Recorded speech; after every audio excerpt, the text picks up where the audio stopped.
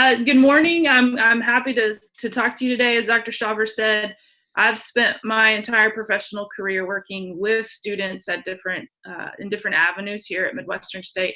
I actually got my start. I was an assistant women's soccer coach in graduate school here at Midwestern. I coached for 3 seasons while getting a master's degree in counseling.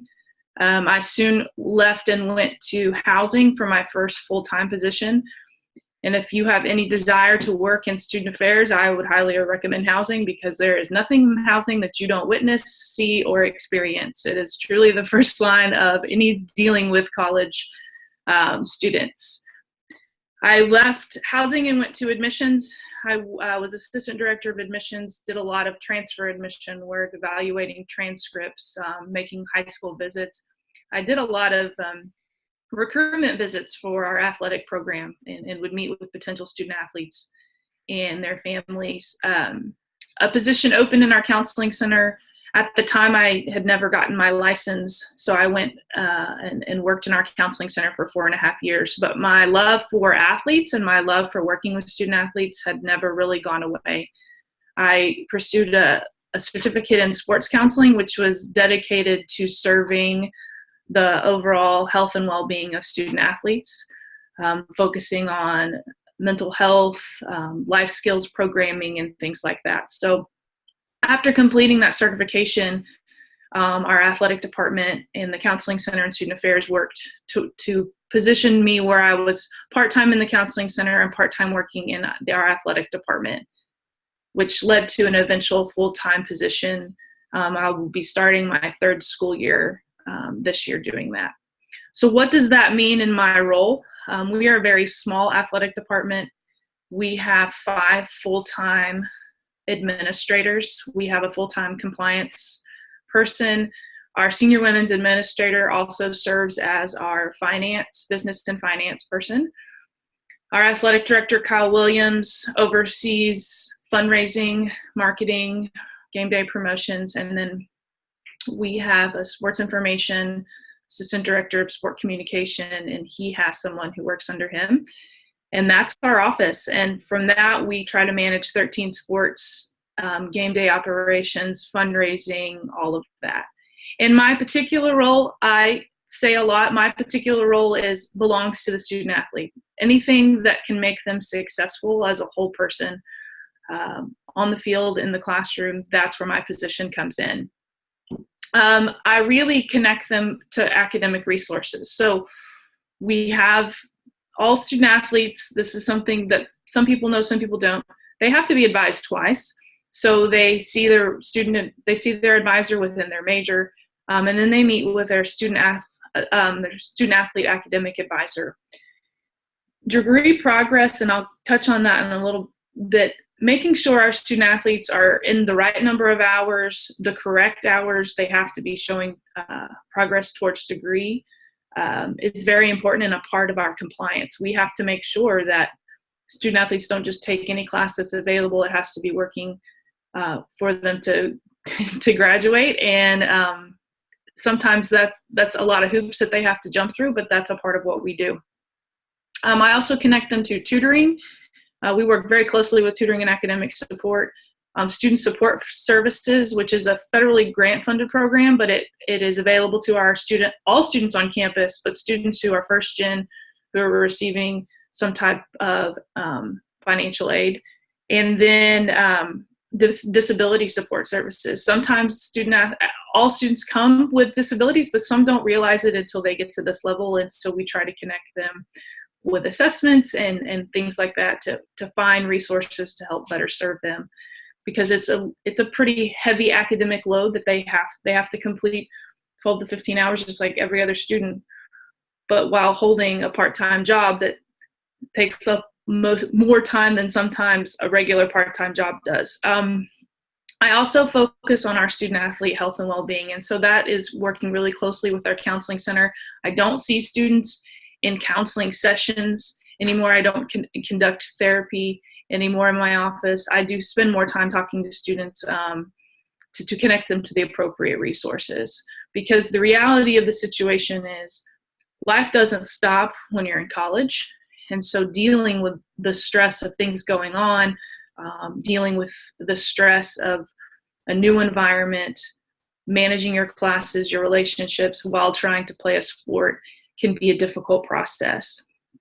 I do our programming for life skills, and life skills is kind of this big umbrella that involves making sure we're programming to all of the needs of the student athletes. A lot of that can be mandated programming by the NCAA or by the university. So we do bystander intervention training, we do sexual assault prevention and relationship violence prevention training. Those are mandated by the university and by the NCAA. It's good to do. We would have done it anyways, but some of those things are mandated. We do healthy relationships. We touch on alcohol and other drugs misuse, and we try to help with that as prevention. Career development, leadership, and things of that nature. I also manage or advise our Student Athlete Advisory Committee. All NCAA Division I, II, and III institutions are required to have a Student Athlete Advisory Committee and a faculty athletic representative. That's a faculty member that helps liaise between the athletic department and the academic side of the university. So if there are issues related to missed class, travel, or anything else going on, Dr. Greg Giddings is our FAR, and he works with us to resolve any issues that we may have. The other side of that requirement is our Student Athlete Advisory Committee. We have 2 representatives from each of our sports. We meet twice a month. One of the things that we're required to do is all SACs vote on legislation. So each year at the National NCAA Convention, there's legislation that's proposed. I heard Dr. Shaver talk about the volleyball review. Things like that come up, and our student athletes' opinion and their knowledge of what their sport and what goes on and things like that, we want to hear what they have to say. So our Student Athlete Advisory Committee is pretty involved. They're pretty active. We use them for community service. We send them, a lot of them are involved in other committees on campus. We want to collaborate as much as possible with the campus. So, and we actually have a SAC retreat with the rest of the conference this weekend. We leave tomorrow to go to Commerce. So the Lone Star Conference has now grown to 19 schools. So this will be our first time for all of us to be together in one space to talk about what we're doing on our campuses and how we can better serve our student athletes and our student athlete population. So that's the other side. That's the student athlete development side of my job. The other is community outreach. And so one is the community as in Wichita Falls, but the other is the community as a campus.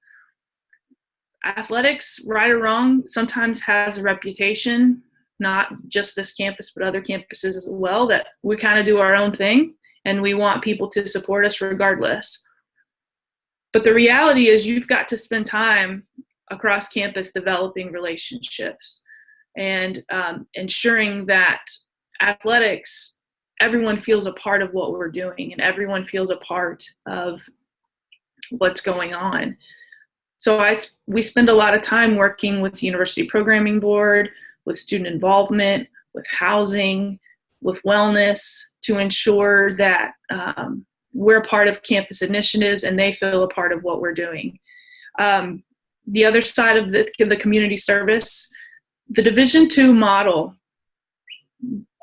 set by the NCAA asks 2 things. They want you to develop a comprehensive learning environment that is dedicated to academic development. So the first and foremost, the NCAA Division II wants you to have and to be good academic students. The second part of that is civic engagement. So we do community service not because we just think it's a good idea, but it's a part of the Division II model. So there are a number of ways that we do that. One of the great things about Wichita Falls is that there's a large nonprofit community. The other part of that, it's full of very generous and giving and loving people. So we spend as much time as our student athlete schedule allows in elementary schools. there is a relatively new program called the Second and Seven Reading Program. It was established by 3 former Ohio State football players.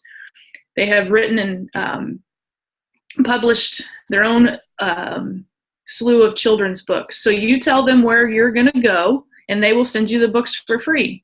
So we got to read in 3 or 4 elementary schools multiple times throughout the fall and the spring. We lost a football player. It was a year ago in September. It'll be 2 years this coming September. And to honor his memory, we did 24 acts of kindness. So each of our teams performed 2 community service events around the Wichita Falls community and around the campus.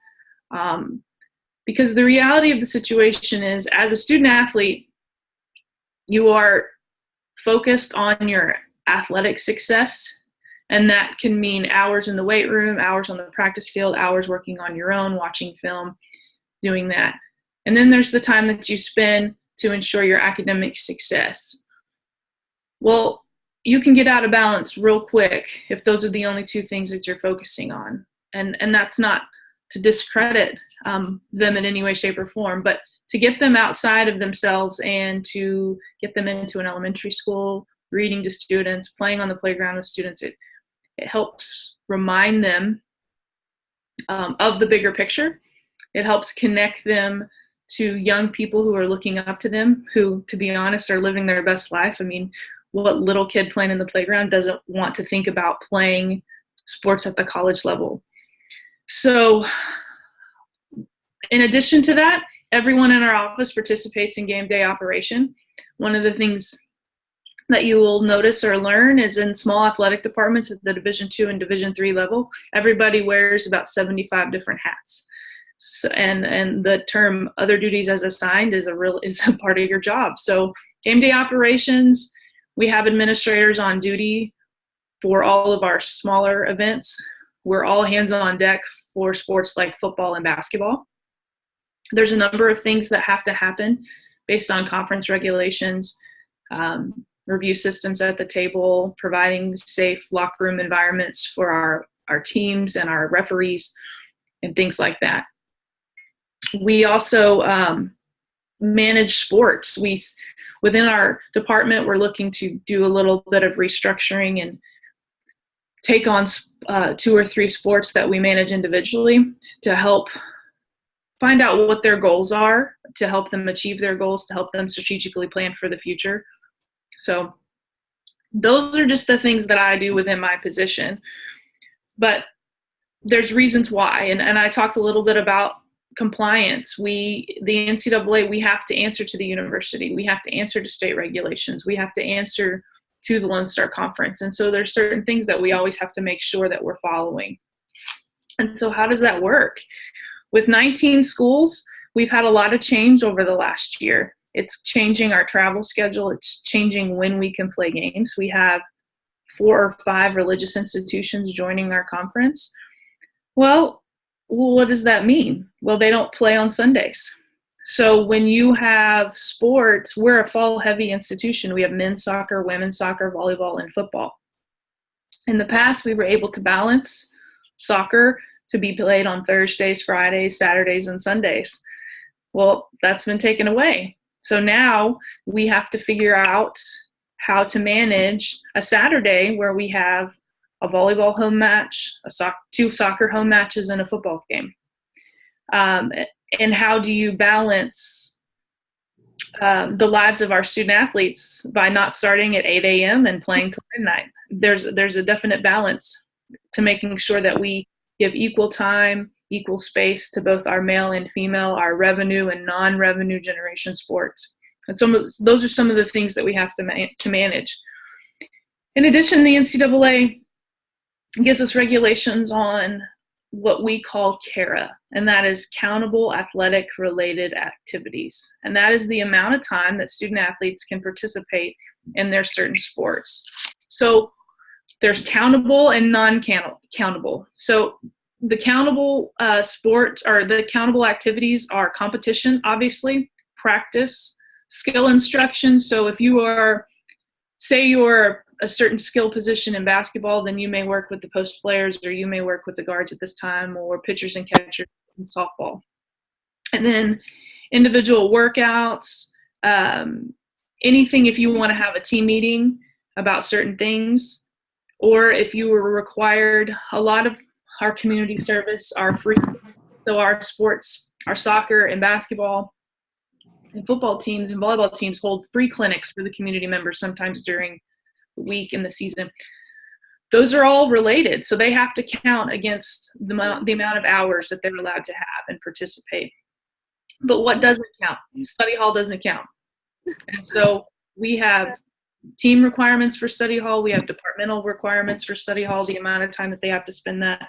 Any community service does not count. Strength and conditioning, going to treatment in the athletic training room does not count. Any meetings that we have or life skills trainings and things like that do not count. So when you think about the amount of time that student athletes have, you're like, well, okay, you're getting a lot of money to go to school. Well, we are what's considered a fully funded institution. So that means at the Division II level, we have the maximum amount of scholarships we're allowed to have. So what does that equate to?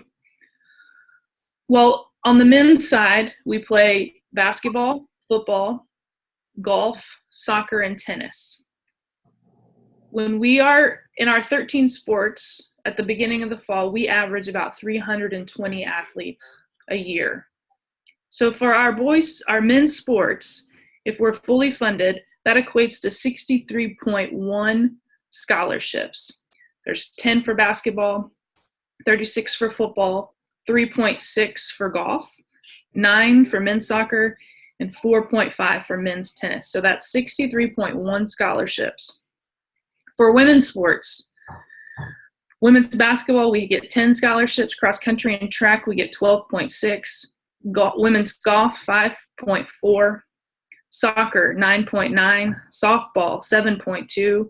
Tennis, 6.0. And volleyball is 8.0. That equates to about 59.1 scholarships. So it's 122.2 scholarships. But we have 320 athletes. So that's misconception number one. All athletes are on a full ride. They get all the money in the world to go to college and to live and to eat. And that's not the reality of the situation at all. The majority of our student athletes are on partial scholarships. And there's a large percentage of our student athletes that get no athletic aid at all.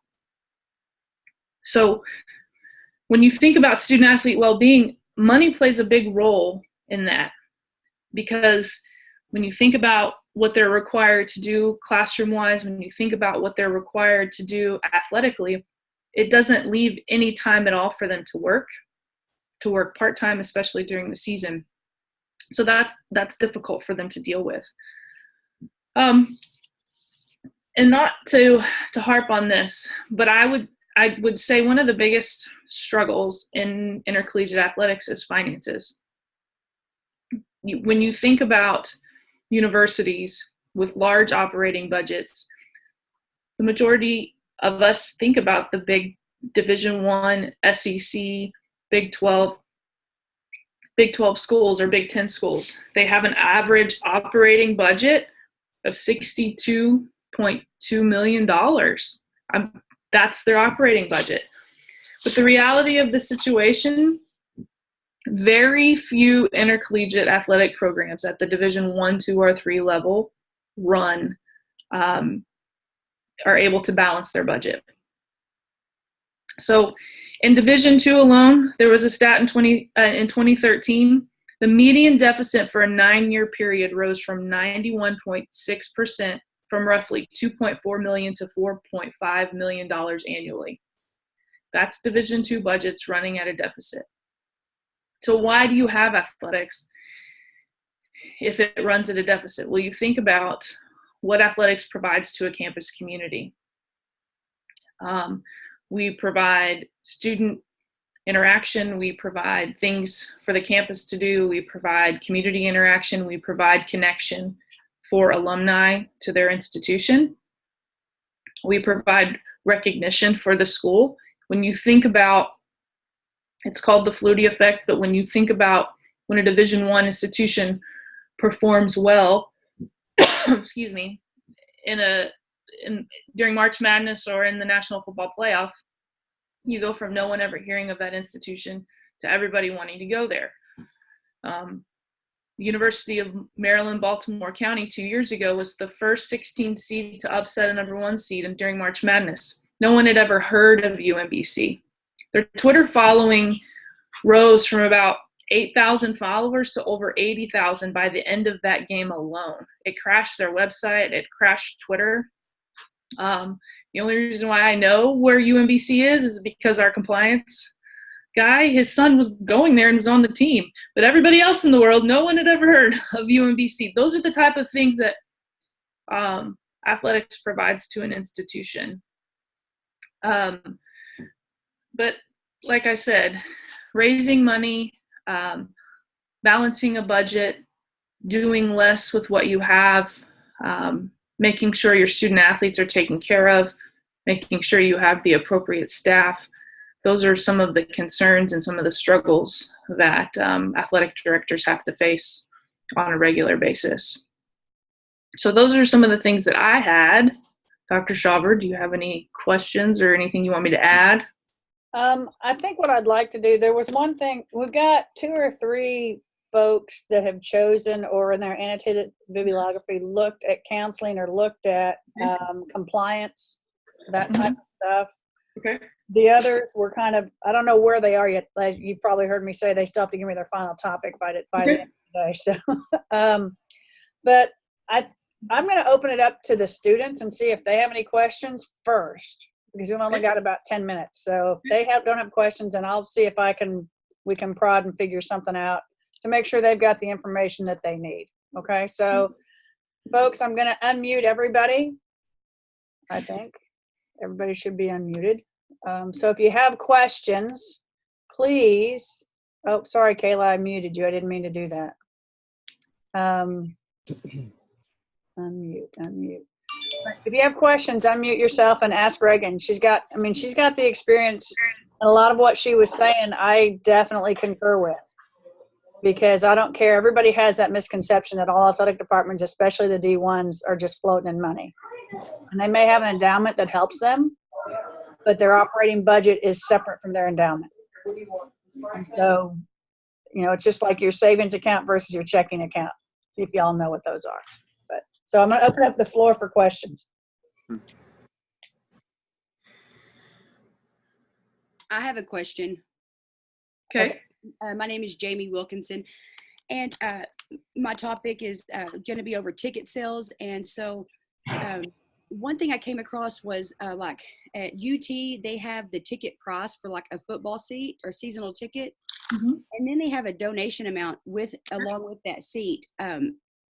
So I don't understand how is it when you pay for the ticket, you have to pay that donation amount to have that seat for that one day, correct?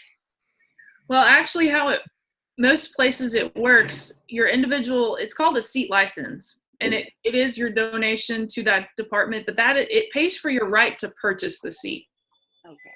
So if you want to reserve seats or have season tickets for years to come, then each year you have to purchase that seat license, and that enables you to buy the tickets for the season. And that is an additional revenue stream that universities use to pay for things, especially when they want to do stadium refurbishments and things of that nature. But any of the large BCS, non-BCS schools, basketball, things like that, you have to purchase an individual seat license, and that is your donation, your ability to buy the seat. And it serves as like your deposit as well. So that enables you, the longer you've been paying, the higher up you are on the line to purchase tickets in the future. I've noticed that too. Like they keep a record of how much you donate and how much everybody donates. And dependent upon the school, if you're first, second, third generation, sometimes they let you roll that over from grandma or grandpa to son, and sometimes they make you start over. Wow.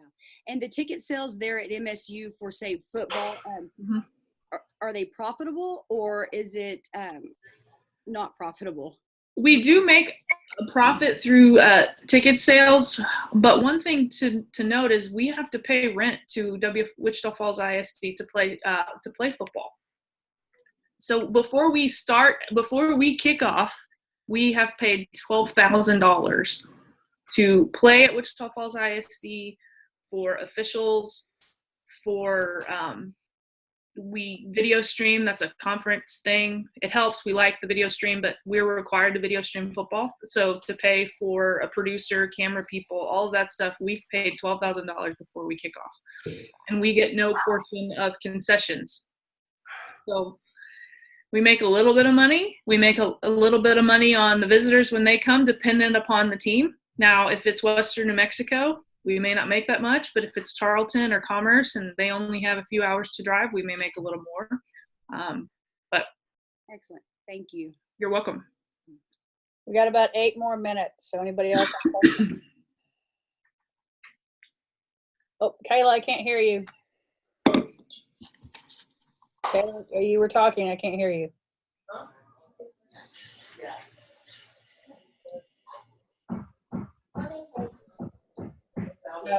Is your volume up? You're not muted, so.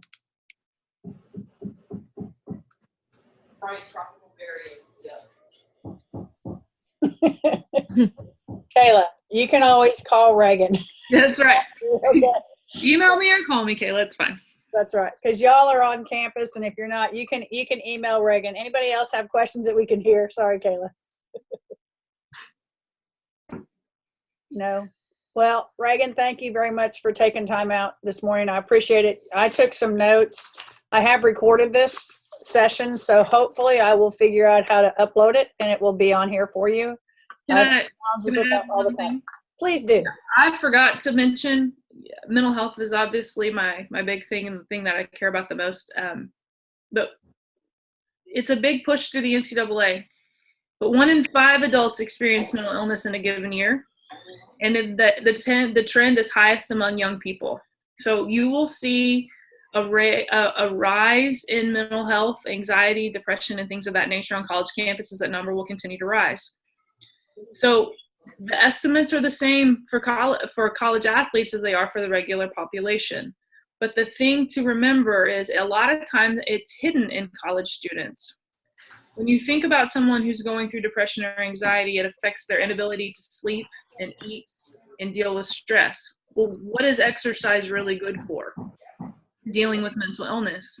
It helps your ability to sleep and eat and things like that. If you're working your body, then those symptoms are not going to show up like they would in someone who doesn't exercise as much. And so there is a prevalence of mental illness in athletes, but they're able to hide it for a lot longer because of that reason. But there is evidence to suggest that there's an elevated risk of injury among student athletes who are depressed, who are anxious, who abuse alcohol, or who have eating disorders. And so that's one of the things why mental health and wellness is an important part of my job, an important part of every athletics job. I just forgot to mention those stats earlier. Anybody have questions you want to ask? You got about 5 minutes. If not, I will get your topic paper instructions up today. Don't forget to do your flip grid with your topic selection tonight. Your mini analysis is due on Sunday over the second chapter you had to do. The third one you'll have to do will be a quiz like it was on the first one.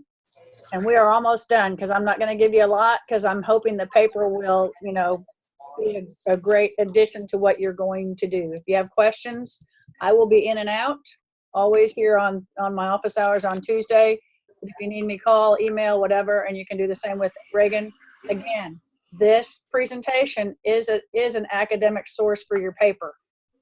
If you need to quote or you need whatever paraphrase, just make sure you look at APA and get it cited correctly, all right? Reagan, thank you very much. Y'all have a great day. As soon as I get it set up with Craig Poisson from Springfield College, I will put that out to you. Hopefully I'll have more lead so we can have more than 9 on the call since there's 20 plus in the class. Oh. All right. Y'all have a great day. Thanks a bunch. Thank you.